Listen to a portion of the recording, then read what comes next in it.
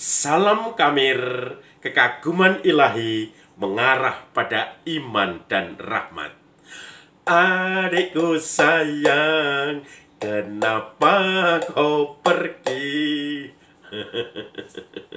Saudara-saudari yang terkasih, rupanya panci ini menjadi simbol ketika Yesus mengkritik orang-orang Farisi dan ahli-ahli kitab yang hanya memikirkan penampilan luar saja.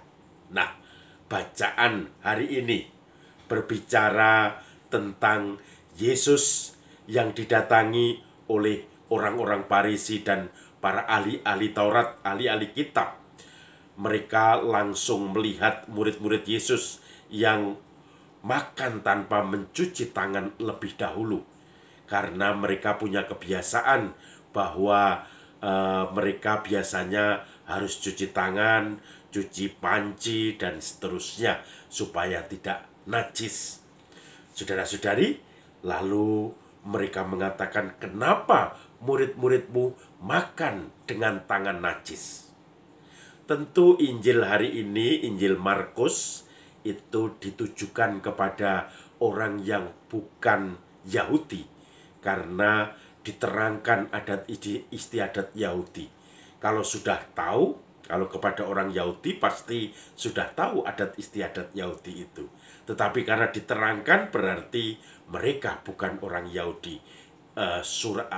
Injil Markus ini tujuannya, alamatnya bukan orang Yahudi, tetapi orang Kristen non-Yahudi. Dan kemudian Yesus mengkritik kemunafikan mereka. Hai kamu orang munafik, kamu hanya melihat saja bagian luar, tidak melihat bagian dalam. Kamu mencuci panci bagian luar, tetapi bagian dalamnya penuh dengan kotoran. Tidak kamu bersihkan, supaya penampilan luar saja yang kamu kelihatan. Dan kamu membolak-balik aturan. Hukum Allah kamu tiadakan hanya untuk tradisi manusia.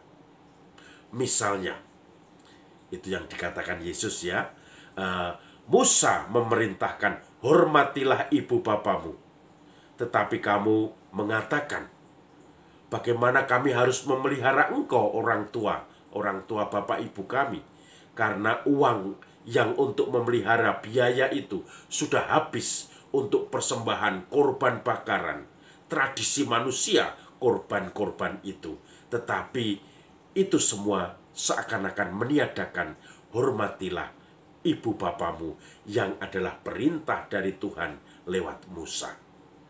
Maka saudara-saudari yang terkasih, Yesus akhirnya menganggap orang-orang itu munafik karena hanya melihat penampilan luar saja, sementara dalamnya penuh dengan rampasan, kejahatan, kotor semua. Saudara-saudari yang terkasih, saya teringat ada orang yang terpandang di tengah-tengah masyarakat, tetapi tanpa disangka, tanpa diduga, salah satu anaknya, bahkan anak-anak itu kelihatan bagus karena dia adalah orang terpandang, sempurna, menjadi idola keluarga-keluarga, tetapi ternyata anaknya ada yang terkena narkoba. Tidak tahu penyebabnya apa. Mungkin sekarang ini penyebabnya bukan karena orang tua yang broken home atau apa, tetapi orang tuanya yang kelihatan aktif sebagai pekerja sosial, aktif di gereja, tetapi ternyata anaknya pun bisa kena narkoba. Dan kemudian apa yang dilakukan, yang menjadi respon atau sikap dari orang tua? Aduh, malu saya. Bagaimana cara mengatasi untuk menyembunyikan kasus ini?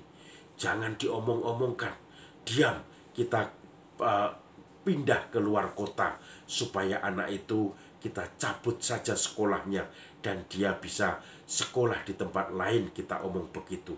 Tetapi dia harus melakukan rehabilitasi untuk penyembuhan karena ternyata sudah tertangkap polisi. dan tentu saja beritanya menjadi viral ke sana kemari. Tetapi yang menarik adalah dia malu karena anaknya kena kasus narkoba itu.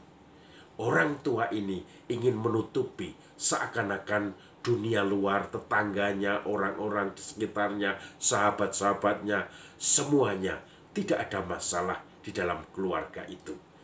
Dia akan menutupi semua itu dan merasa bahwa dari luar supaya baik, padahal di dalam sering terjadi pertentangan, sering terjadi sesuatu yang saling mengabaikan sebagai anggota keluarga, bahkan sebagai pasangan suami istri dan juga anak-anaknya.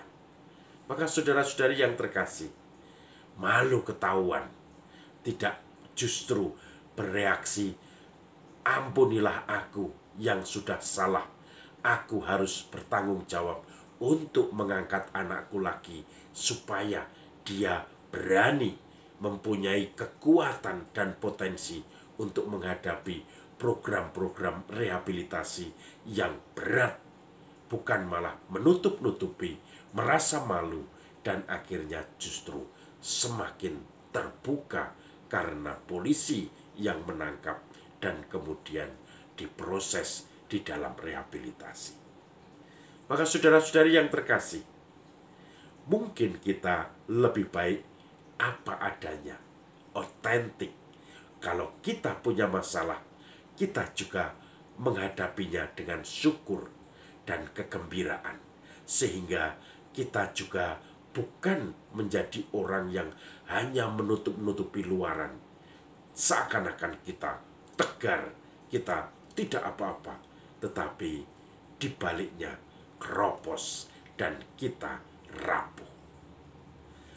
Maka mari kita hadapi segala kesulitan praktek-praktek hidup dan iman kita dengan apa adanya. Tidak dibuat-buat seperti orang Farisi yang munafik, tetapi kita terbuka di hadapan Tuhan. Aku tak tahu.